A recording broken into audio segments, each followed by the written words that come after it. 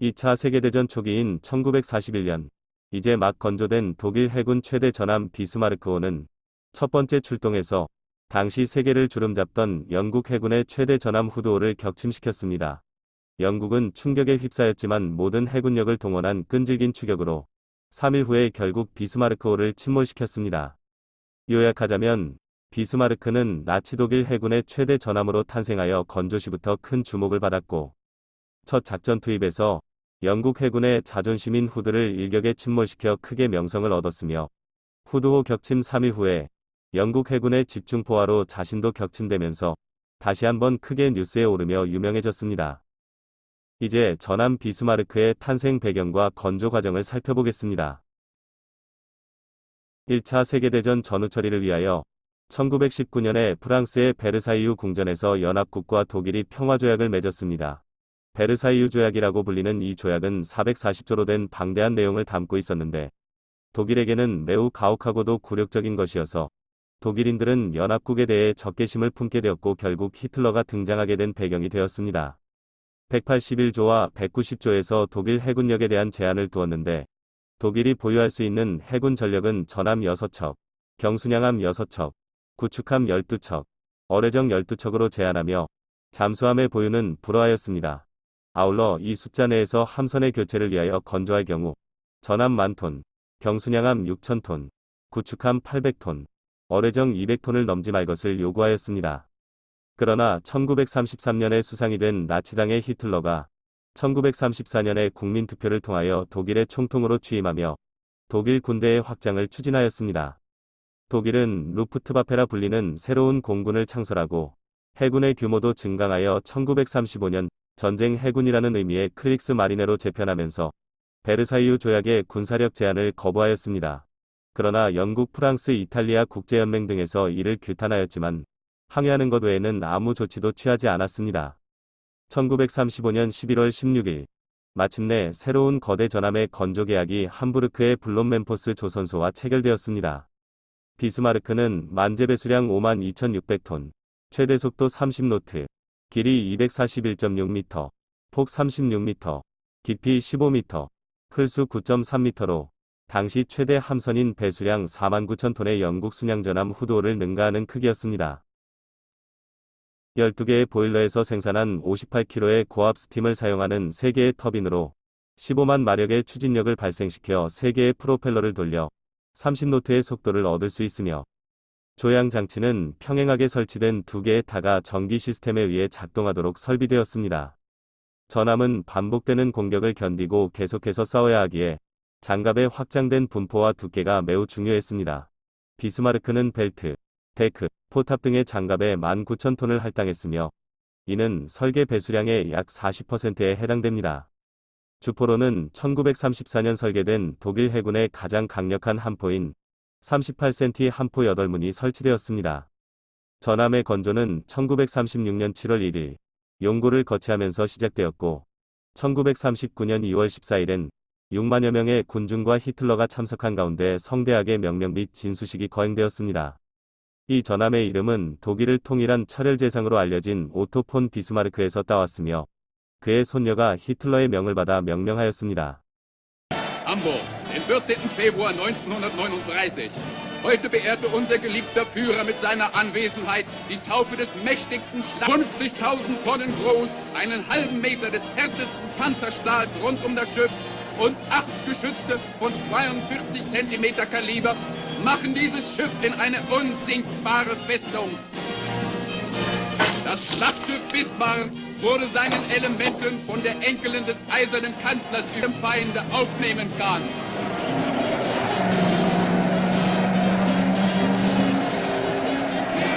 비스마르크는 진수 후 약 1년 반 정도 조선소 암벽에서 의장 및 무장 설치 작업을 진행하였습니다. 1940년 4월, 전함의 인수를 위해 에른스트 린데만 함장과 일진이 도착하였고, 작업이 마무리된 8월 24일, 린데만 함장의 주재로 취역식이 거행되었습니다. 이후 키엘 운하를 통해 발티케로 나가 8개월 이상 여러 차례 시운전과 훈련을 거치며 출전에 대비하였습니다. 1941년 5월 5일, 비렐름 카이텔 원수와 귄터 리첸스 제독을 대동한 히틀러의 비스마르크 방문으로 출전 준비가 되었음이 공식화되었습니다. 첫 작전에 투입된 비스마르크가 작전지인 대서양으로 나서는 중에 영국 최대의 전함을 맞닥뜨렸습니다. 이제부터 덴마크 해협 해전으로 알려진 이 전투의 전말을 알아보도록 하겠습니다. 1939년 9월, 전쟁이 선포된 이후 독일 해군은 미국에서 영국으로 대서양을 횡단하여 전쟁물자를 나르는 수송선단을 북대서양에서 공격하였고, 막대한 피해를 경험한 연합군이 호송대의 방어력을 향상시키려 전함이나 순양함을 투입하여 강력한 호위를 제공하게 됩니다. 강력해진 연합군의 호위함들에 대응하기 위해 독일 해군은 비스마르크를 대서양으로 내보내 호위함들과 대적하며 수송선단을 공격할 수 있도록 하는 라인이붕 작전에 투입키로 하였습니다. 1941년 5월 18일 중순양함 프린츠 오이겐과 함께 고테나펜을 떠난 비스마르크는 5월 21일 아침에 노르웨이 베르겐 남쪽 코르피오르드에 도착하여 날이 어두워질 때까지 대기하였습니다. 날이 맑아 대양으로 나서면 쉽게 노출될 수 있었기 때문입니다. 그러나 오후 1시경엔 영국이 정찰 비행으로 촬영한 항공사진에서 이미 독일 함대의 위치를 파악하고 있었습니다. 5월 21일 밤이 오자 비스마르크와 프린츠 오이겐은 대양으로 나섰습니다. 다음 날인 22일은 날씨가 나빠졌으며 하루 종일 흐리고 안개가 짙게 끼어서 독일 함대가 눈에 띄지 않게 덴마크 해협을 통과하여 대서양에 도달하기에 유리한 기상 조건이었습니다. 비스마르크가 대서양으로 나오기 위해 노르웨이에서 출항한 것을 알았지만 기상 악화로 정찰이 불가능했기에 어떤 경로를 택할지 알 수 없었던 영국 해군은 가능한 4가지 경로 모두를 차단하기로 하고 그린란드와 아이슬란드 사이의 덴마크 해협으로 중순양함 노포크와 서포크를 보내어 순찰을 시작하였습니다. Now, sir, over here we have the Hood and the Prince of Wales. They left Scapa Flow 40 hours ago. Here we have the Repulse, the aircraft carrier Victorious, and the King George V. They've been steaming for approximately 18 hours. In this area, the cruisers Arethusa, Manchester, Birmingham. In the Denmark Strait, the cruisers Suffolk and Norfolk.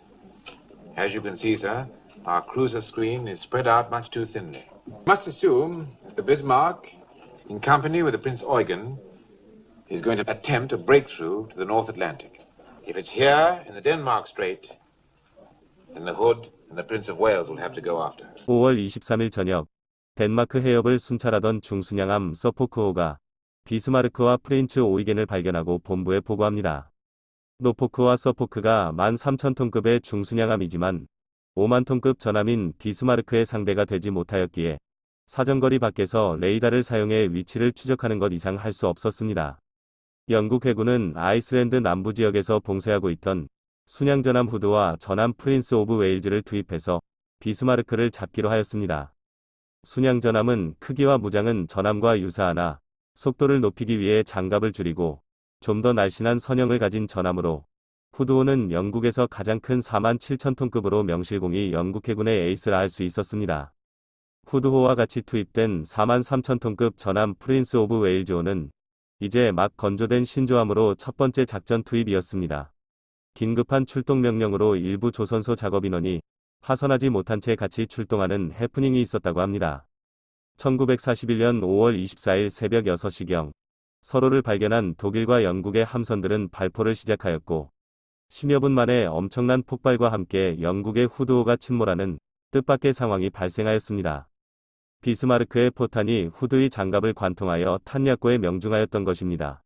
이렇게 영국 해군의 자랑이자 지난 20년간 세계에서 가장 큰 전함으로 명성을 얻었던 함선이 힘을 제대로 써보지도 못하고 피격 3분 만에 둘로 갈라져 침몰하면서 1418명의 승조원 중 단 3명만이 구출된 대참사가 발생한 것입니다. 후드가 침몰하자 프린스 오브 웨일즈가 집중 포격을 받았고 최선을 다해 반격하였지만 마침내 비스마르크의 포탄이 함교에 명중하며 함장을 제외한 대부분의 인원이 사망하는 상황이 되자 프린스 오브 웨일즈는 연막을 터뜨리며 후퇴하였습니다. 이 전투에서 비스마르크는 3발을 맞았지만 경미한 손상과 연료 일부가 손실되는 정도의 피해를 입었습니다. 후드의 침몰 소식을 접한 영국 수상 윈스턴 처칠은 모든 함선을 동원해서라도 비스마르크를 추적하여 잡으라고 명령하였고 영국 해군이 총력을 다해 추격전에 투입한 함선은 전함 6척, 항공모함 2척, 순양함 13척, 구축함 21척에 달하였습니다. 비스마르크는 파손된 연료 탱크의 수리와 연료 보충을 위해 독일 점령지인 프랑스의 브레스트를 향해 방향을 전환하였고 단독으로라도 라인이붕 작전을 진행키로 한 중순양함 프린츠 오이게는 대서양으로 계속 항진하였습니다. 5월 24일 16시 영국은 추적함대에서 항공모함 빅토리우스와 4척의 경순양함을 분리해서 항모의 뇌격기로 공격 가능한 범위에 진입할 수 있는 경로로 투입하였고 22시에 9대의 소드피쉬 뇌격기를 발진시켰습니다. 비스마르크는 뇌격기로부터 발사된 9개의 어뢰 중 8개를 피하고 마지막 9번째 어뢰에 맞았으나 손상은 경미하였습니다. 추격전이 북대서양의 열린 바다로 접어들자 영국 함선들은 독일 유보트의 공격에 대비하여 지그재그로 움직여야 했습니다. 이러한 와중에 25일 새벽에 비스마르크가 추적대의 레이더 범위를 벗어나게 되면서 영국 해군은 비스마르크의 위치를 알 수 없게 되었습니다.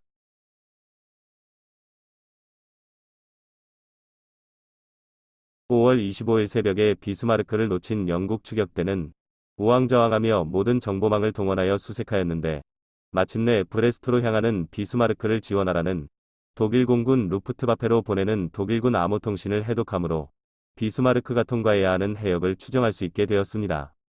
5월 26일 10시 30분 북아일랜드에서 수색을 위해 발진한 카탈리나 비행정이 비스마르크를 발견하였습니다. 브레스트 북서쪽 1300km 지점으로 독일 공군의 지원을 받을 수 있는 지역까지 가는데 하루도 걸리지 않는 거리였습니다.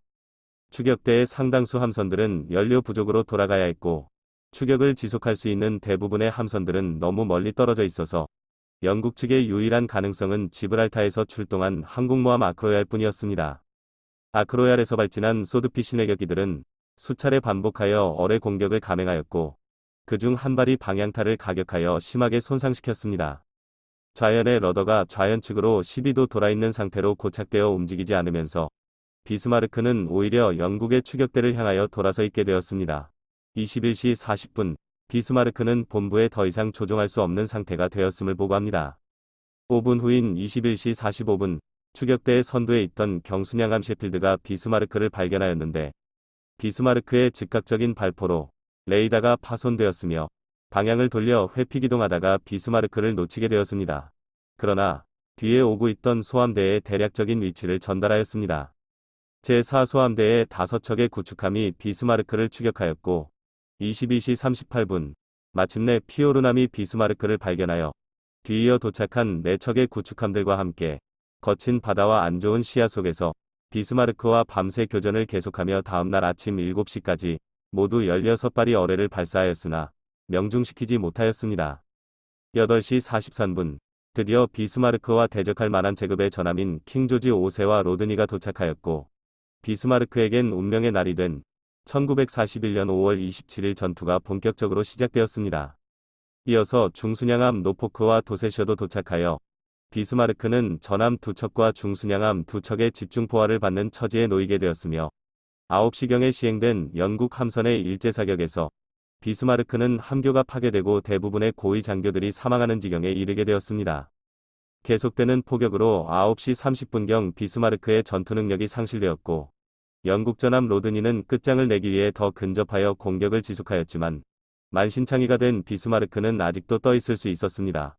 10시까지 4척의 영국 함선이 약 70분간 2800발 이상의 포탄을 발사하였는데 그중 400발 정도가 명중한 것으로 추정되나 침몰시키지는 못한 것입니다.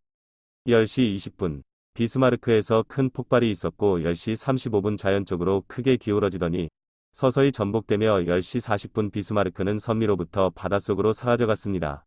영국군의 승선을 막기 위해 모든 격벽의 수밀문을 열고 침수시키라는 선임사관의 자침 지시가 실행된 것으로 알려져 있습니다. 2200여 명의 승조원 중 약 800여 명이 침몰전에 뛰어내렸는데 독일 유보트 출몰에 대한 경계로 영국 함선의 구조활동이 원활치 못하였고 수온도 섭씨 13도로 낮아 오직 115명만이 생존할 수 있었다고 합니다. 비스마르크의 길지 않았던 첫 번째이자 마지막이 된 여정은 이렇게 마감되었습니다. 격침 20분 후인 10시 하원 모임을 하고 있던 처칠 수상에게 소식이 전달되었고 처칠은 크게 기뻐하며 이 소식을 공표하였습니다. 1985년에 타이타닉을 발견하였던 해양학자 로버트 발라드에 의해 1989년 비스마르크가 브레스트 서쪽 650km 떨어진 수심 4800m 깊이에 안착되어 있는 것이 발견되었습니다.